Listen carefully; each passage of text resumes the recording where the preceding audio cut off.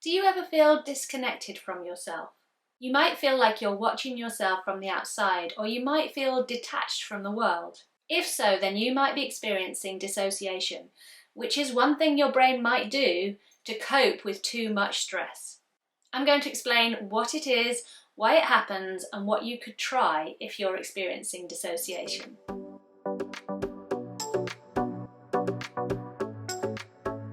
Dissociation causes people to feel disconnected from their thoughts, feelings, memories, and emotions. Some people experience dissociation without realizing it's happening to them. Other people might be aware that they're dissociating but not be able to do anything about it. Signs that you are experiencing dissociation include feeling separate from the world around you. You might feel detached or numb. This includes things like feeling like you're in a movie, or like you're watching yourself from the outside, or like you're floating away. You might be losing time, forgetting events and personal information. Or you might feel like a different person or be unsure of who you are. Dissociation can lead to experiencing little or no physical pain. You might feel as though you have tunnel vision, or you might become immobile. You might feel as though the world around you isn't real, or like people are wearing masks, or like people are robots. When I'm dissociating, I feel like everything else in the world is in fast forward and I'm in slow motion. Dissociative episodes can last for a short period, like hours or days, or they can last for a really long time, like weeks or months or even years. If you're experiencing it for a long time or frequently, then you might be experiencing a dissociative disorder. The most well-known dissociative disorder is dissociative identity disorder, or DID. Someone with DID might experience other identities, with these identities having a separate name, age, voice, interests, and experiences. They might have different mannerisms or different style choices. Some people might refer to these different identities as alters, and they might refer to the physical body and the different identities within as a system.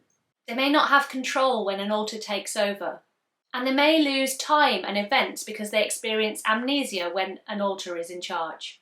Another dissociative disorder is depersonalization and derealization disorder. They might experience depersonalization, which is the feeling of being outside, watching yourself, and derealization, which is feeling like the world around you isn't quite real. It might feel dreamlike or foggy. Finally, dissociative amnesia, which means that at times you might not remember information about yourself or events from the past. Some people with dissociative amnesia might forget a skill that they do know how to do, like playing a musical instrument or knowing a second language. They might find themselves in places without knowing how they got there, which sounds really scary. So what causes dissociation, and why might people experience it? Dissociation is often a natural response to trauma. This might be a one-off response to a traumatic event, or it might be experienced regularly in response to ongoing abuse and trauma. This is called peritraumatic dissociation, and is a way that the brain protects you from experiences that are too much for you to handle. This type of dissociation is related to flight or fight. When someone isn't able to access fight or flight because they cannot prevent or run away from a situation, instead they may access freeze and flop. The freeze immobilizes your body, and the brain releases chemicals to numb you. The flop shuts down loads of the processes in your brain connected to thinking, which might cause you to feel shut down. You might experience dissociation as part of a mental health condition. Conditions like anxiety, depression, schizophrenia, bipolar disorder, borderline personality disorder, eating disorders, OCD, and ADHD. If you experience dissociation regularly and severely enough to need a dissociative disorder diagnosis, then you will need the support of a medical team. They will likely support you with a combination of therapy and medication. If you experience dissociation mildly or as a small part of another condition, then these are some things that might help you to avoid and cope with dissociation. The first thing that you can do is practice good self-care. Try to get enough sleep and try to eat healthy foods regularly to avoid blood sugar crashes.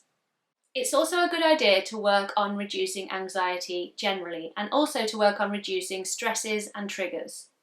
Side note, if you're not sure what a trigger is, it might be helpful to keep a diary where you note when you dissociated and what happened beforehand to start to identify those triggers. There are also a couple of techniques that I would recommend: grounding and visualization. Visualization can include using your imagination to create a safe space which feels calm and cozy. Then you can use that safe space if you're feeling triggered. Alternatively, you might want to visualize something that makes you feel protected and safe, like a protective cloak or a shield. Sometimes I imagine that I'm wearing a big purple protective cloak when I'm feeling overwhelmed. It really does help. Grounding techniques can help you to stay connected to the present and help you to avoid feelings or flashbacks to the trauma that you experienced. This includes things like breathing exercises and focusing on the sounds around you, or wrapping yourself in a cozy blanket and entirely focusing on how that feels. You could take off your shoes and socks and focus on the connection between your feet and the ground beneath you. You might find it helpful to focus on something that's really strong smelling, or you could try this exercise where you focus on the environment around you and you name out loud 5 things that you can see, 5 things that you can hear, and 5 things that you can touch. It might be helpful for you to make, when you're not dissociating, a dissociation plan where you can put the things that you know help you, and as you learn and develop over time, you can add more to it. I hope you found this video helpful. If you did, please hit the like button. And while you're over there, you could consider subscribing to my channel so you don't miss my weekly uploads. I'd also like to take this opportunity to thank the members of my YouTube club, the Purple People.